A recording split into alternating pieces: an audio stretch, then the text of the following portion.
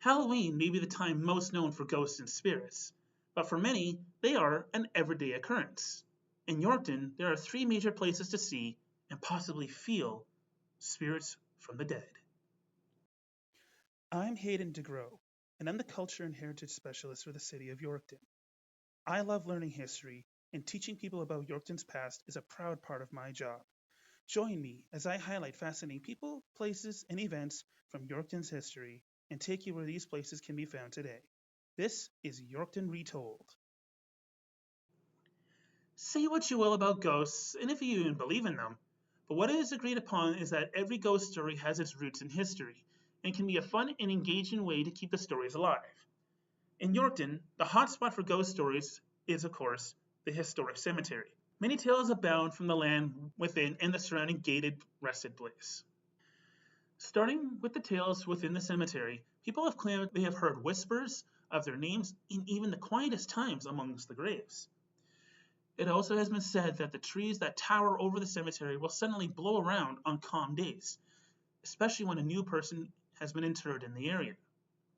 But the real highlights come about at night, when it has been said that glowing orbs of light hover over the grave sites, with them moving around randomly at first, but some of them even working their way to others over time, as if they are communicating with one another. It is unknown exactly why these are happening, or even why they only happen for certain people and not for others, but the cemetery is still a popular place for ghost hunters. And it's not just inside the cemetery proper that people report to see spirits. Along this street, named Manitoba Avenue, there have been many apparent sightings of a ghost, particularly one of a young girl. This story has been associated with, but not confirmed to be about, a tragic story, where the young girl was killed while walking along the side of this road. Just like in the cemetery proper, the stories are scattered and the ghost only appears for some people. Other stories tell of a similar spirit walking along the main street that goes by the cemetery, King Street.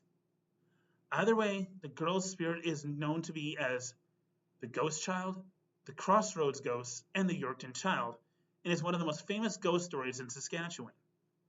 Thanks to her and her mysterious graveyard neighbors, it is clear that the cemetery has many stories to tell. Moving on to our next location, we go from an obvious haunt to one that is almost inconspicuous.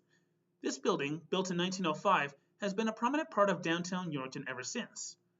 When it was first opened, the top floor was occupied by apartments, with the main floor occupied by a bakery.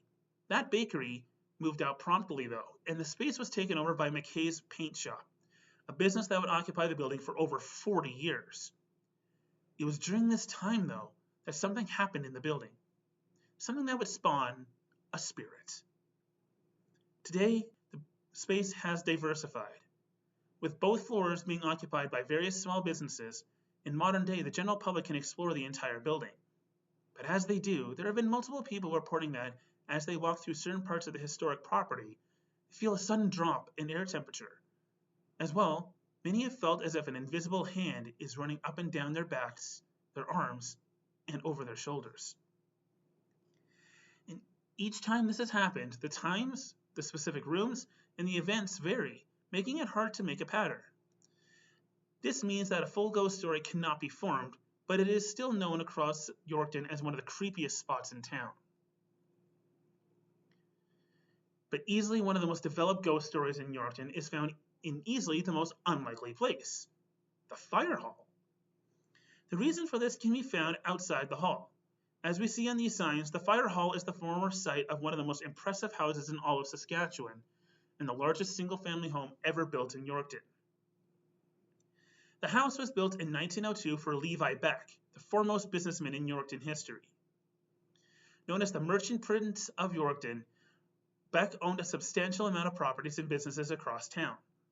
Unfortunately, the Great Depression ended Beck's business empire, leaving him with little money. Levi sadly passed away in 1936, leaving his widow, Harriet Jane Alice Beck, alone in the house.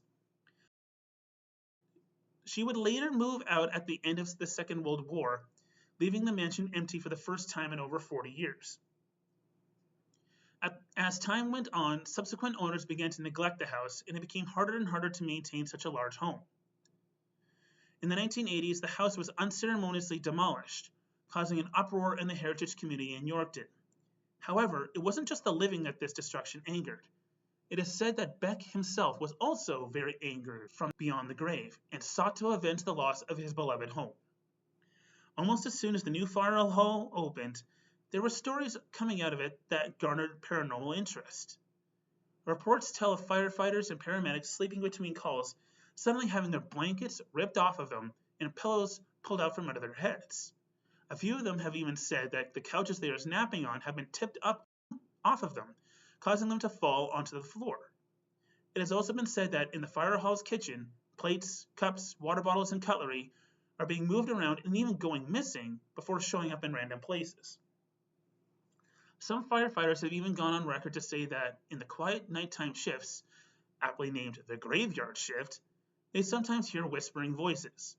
It is not known what the voices say, but many say that it is a deep male voice, like Levi Beck's.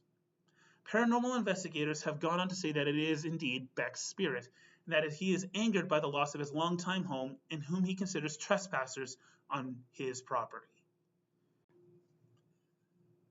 Kind of moving on from the more creepy parts of ghosts, one way that these ghosts and spirits have been celebrated in Yorkton is through a trio of events known as Haunts of Yorkton. Taking place annually from 2006 to 2008, the events turned Yorkton into a living history museum, with actors and volunteers portraying historic figures in Yorkton. Labeled as the Ghosts of Yorkton, these figures showed off their historic personalities and described what they were known for. With different casts every year for the events, Haunts of Yorkton became a popular means of recreating history. Whether it be figurative ghosts of the past recreated or real ghosts haunting buildings and locations across Yorkton, the city where good things happen has its fair share of paranormal tales and historically creepy stories.